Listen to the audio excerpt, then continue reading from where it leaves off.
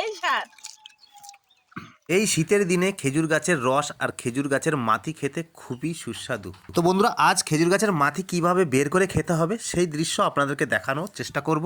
তো চলুন, আপনারা দেখতে পাবেন। খেজুরের মাথি কিন্তু খেতে খুবই মিষ্টি এবং খুব সুস্বাদু। এটা যারা খেয়েছে তারা অবশ্যই জানে। এই শীতের সময় খেজুর গাছ থেকে যে রস বের করা হয় সেই রস ফুটিয়ে কিন্তু যে নলেন গুড়, আমরা সকলেই কিন্তু পরিচিত এই নলেন গুড়ের সঙ্গে। অবশ্যই তোমরা দেখতে পাচ্ছ বন্ধুরা, তো দেখতে থাকো অবশ্যই যে খেজুর গাছটা মাথি খেতে কত টেস্টফুল এবং উপভোগ করছে কিভাবে। এই স্বাদ।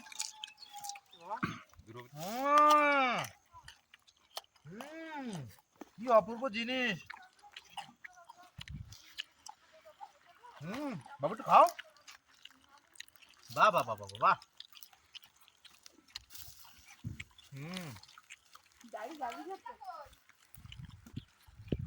বাহ বাহ বাহ।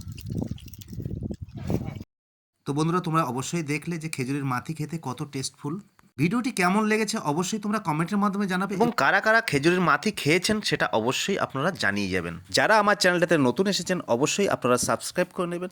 যদি ভিডিওটি ভালো লেগে থাকে অবশ্যই ভিডিওটি শেয়ার করবেন এবং আরও নতুন নতুন এপিসোড পাওয়ার জন্য ভিডিওটিতে বেল আইকনটি বাজাবেন।